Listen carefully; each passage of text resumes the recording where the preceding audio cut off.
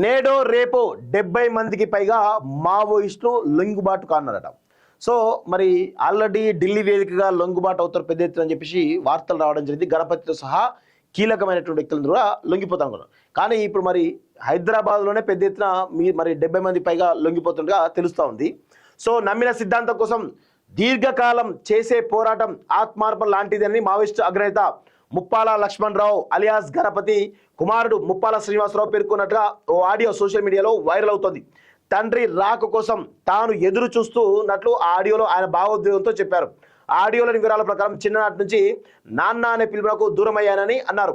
దిగువ మధ్యతరగతి చిన్నప్పటి నుంచి నాన్నను చూడాలని, ఆయన అండలో ఎదగాలని ఎన్నోసార్లు అనిపించేదని, తండ్రి గుర్తుకొచ్చిన ప్రతిసారి తన హృదయం భారమైపోతుందని ఆవేదన వ్యక్తం చేశారు. ఎన్ని దిక్కులు చూసినా నాన్న కనిపించదని, తన హృదయ ఘోష ఆయనకు వినిపించదని నిర్వేదం వ్యక్తం చేశారు. విప్లవం అంటేనే కష్ట నష్టాలతో కూడుకున్నదని, అనేక మంది యోధులు తమ కుటుంబాలు వదిలి ప్రజల కోసం పోరాడి ప్రజల గుండెల్లో నిలిచిపోయారని చెప్పారు. సో ఎవరు ఈ మావోయిస్టు అగ్రనేత, మావోయిస్టు పార్టీని సుదీర్ఘకాలం నడిపించినటువంటి ముప్పాల లక్ష్మణరావు అలియాస్ గణపతి ఆయనను కలవాలని చెప్పేసి, ఆయన రాకకై ఎదురు చూస్తారని చెప్పేసి ఆయన కుమారుడు ఒక ఎమోషనల్గా ఒక ఆడియోను బయట తిరుగుతుందట. సో దానిలో చాలా స్పష్టంగా చెప్పడం జరిగింది. తను పడుతున్నటువంటి వేదన, తండ్రి ప్రేమ లేక ఏ విధంగా పడుతున్న వేదనో తన చాలా ఎమోషనల్గా చెప్పడం జరిగింది.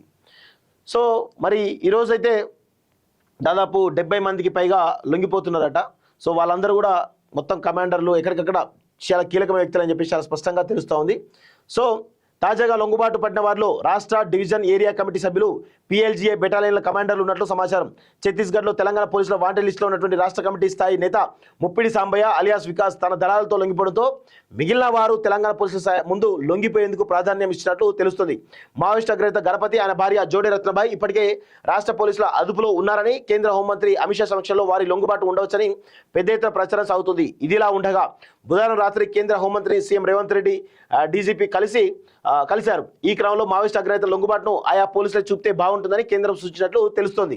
కొత్తగూడెం ఏరియాకు చెందినటువంటి డివిజనల్ కమిటీ మెంబర్ నవత, జయశంకర్ భూపాలపల్లి నివాసి డివిజనల్ కమిటీ మెంబర్ సుధాకర్తో పాటు వారి దళ సభ్యులు సుశీల, సంగీత, భాగ్య తదితరులు కూడా లొంగిపోయినట్లు తెలుస్తుంది. వీరితో పాటు పీపుల్స్ లిబరేషన్ గెరిల్లా ఆర్మీలో చివరిగా మిగిలినటువంటి 2 కమాండర్లు సైతం తమ వద్ద ఉన్నటువంటి అత్యంత ఆధునిక ఆయుధాలను పోలీసులకు అప్పగించినట్లు తెలుస్తోంది. సో ఇట్లా మొత్తానికైతే దాదాపు చాలా కీలకమైనటువంటి వ్యక్తులందరూ కూడా లొంగిపోతున్నట్టుగా తెలుస్తూ ఉంది.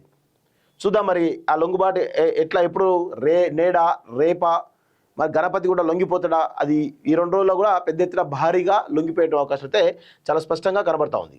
సో ఒకసారి కాలేజ్ టీవీ లైవ్ను దయచేసి లైవ్ను లైక్ చేయండి, కామెంట్ చేయండి, షేర్ చేయండి. అదేవిధంగా సబ్స్క్రైబ్ చేయని వాళ్ళు సబ్స్క్రైబ్ చేసుకోవాల్సిందిగా కోరుతాను మిత్రులారా. ప్లీజ్ దయచేసి కాలేజ్ టీవీ లైవ్ను లైక్ చేయండి, కామెంట్ చేయండి, షేర్ చేయండి. అదేవిధంగా సబ్స్క్రైబ్ చేయని వాళ్ళు సబ్స్క్రైబ్ చేసుకోవాల్సిందిగా కోరుతా ఉన్నాం.